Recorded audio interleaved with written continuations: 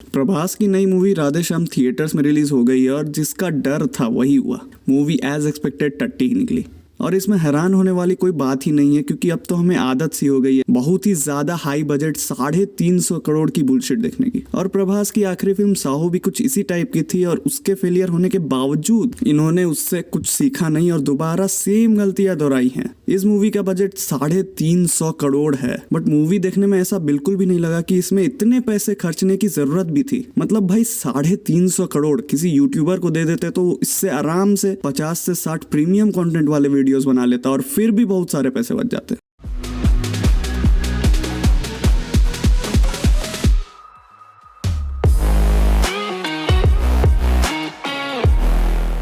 देखो, सबसे पहला पॉइंट जो मेरे दिमाग में आया था इस मूवी के ट्रेलर को देखते समय कि बस प्रभास के लिए किसी डबिंग आर्टिस्ट को हायर कर लो। मतलब मैं ये नहीं बोल रहा हूँ कि उनकी आवाज खराब है, सबका अपना अपना वॉइस होता है, बट मेन प्रॉब्लम है उनकी हिंदी लैंग्वेज पे उनका कंट्रोल ही नहीं है, जिसके कारण जो one of the most important aspects है किसी भी स्टोरी टेलिंग का, डायलॉग डिलीवरी, वो बिल्कुल ही सही से एग्जीक्यूट नहीं हो पाता। और ये प्रॉब्लम साहो फिल्म में भी थी, जिस चीज को इन्होंने यहाँ पे भी हक दिया। और आज के टाइम पे बहुत सारे अच्छे प्रोफेशनल वॉइस ओवर आर्टिस्ट मौजूद हैं जो कि काफी अच्छा काम कर रहे हैं। चाहे आप पुष्पा मूवी उठा के देख लो या फिर हाल ही में आई द बैटमैन मूवी देख लो, इन मूवीज का हिंदी डब बहुत ही अच्छे तरीके से किया गया है। और अगर आपको मालूम है कि आपकी हिंदी में प्रॉब्लम है, डायलॉग्स ठीक से डिलीवर नहीं हो रहे हैं, तो इसे एक्सेप्ट करने में प्रॉब्लम ही क्या है। कोई वॉइस ओवर आर्टिस्ट डब करता तो कम से कम डायलॉग्स तो समझ में आते, क्योंकि आधे टाइम तो मुझे डायलॉग्स ही पल्ले नहीं पड़ रहे थे कि चल क्या रहा है भाई, कहना क्या चाहते हो। पर इसके अलावा भी मूवी ने कुछ बड़ा तीर नहीं मार लिया। मूवी की स्टोरी में कुछ खास दम नहीं था,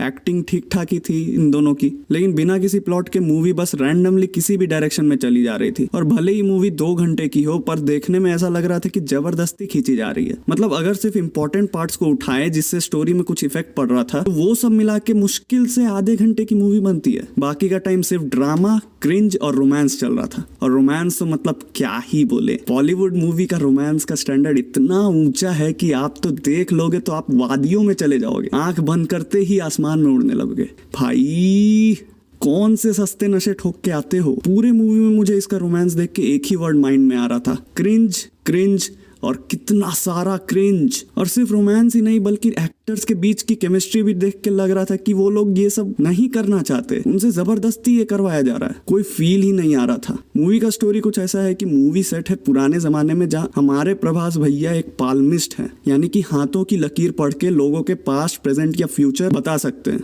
और इनकी एक्यूरेसी इतनी है कि एक बार जो इन्होंने बोल दिया तो चाहे आंधी आए या तूफान, उसे कोई पलट ही नहीं सकता, क्योंकि इनकी भविष्यवाणी आज तक कभी गलत हुई ही नहीं। तो भाई मेरे, इन्हें इंसान क्यों बनाया, सीधा भगवान ही घोषित कर देते। खैर, इनको हो जाता है प्यार पूजा हेगड़े से, जो कि एक डॉक्टर है और ये सब हाथ की लकीरों के नाटक में विश्वास नहीं करती, पर फिर भी उन्हें प्रभास से प्यार हो जाता है। लेकिन प्रभास क्योंकि फ्यूचर जानता है, वो ये जानता है कि उसके लाइफ में लव नहीं है। लेकिन दूसरी तरफ पूजा जी का मानना रहता है कि हाथों की लकीरों से कुछ नहीं होता, हमारा साथ जन्म जन्म का है, हमें कोई जुदा नहीं कर सकता, वगैरह वगैरह काइंड ऑफ क्रिंज। और कुल मिला के बस यही है। इस मूवी के डायरेक्शन के बारे में बात करूंगा तो मूवी डायरेक्ट की है राधा कृष्ण कुमार ने। अगर क्रिंज को साइड उठा के रख दे तो मूवी का ओवरऑल प्लॉट देख के ऐसा लग रहा है कि कुछ यूनिक और हट के मूवी बनाना चाहते थे और बहुत सारे चीज डालना चाहते थे, बहुत सारे पॉइंट्स को कवर करना चाहते थे, जो इन्होंने किया भी, पर एग्जीक्यूट ठीक से नहीं हो पाई और मूवी सच में काफी ही यूनिक बन के रह गई, मतलब इन अ रॉन्ग वे। बट इतनी बुराई करने के बाद कुछ अच्छे पॉइंट्स को भी डिस्कस कर लेते हैं। तो इस मूवी का सबसे अच्छा पॉइंट था इसका सिनेमेटोग्राफी, और ये मैं मजाक में नहीं बोल रहा हूँ, सीरियसली बोल रहा हूँ। इसके बैकग्राउंड में जितने भी सीनरीज थे, कुछ सिनेमैटिक शॉट्स देखने में बहुत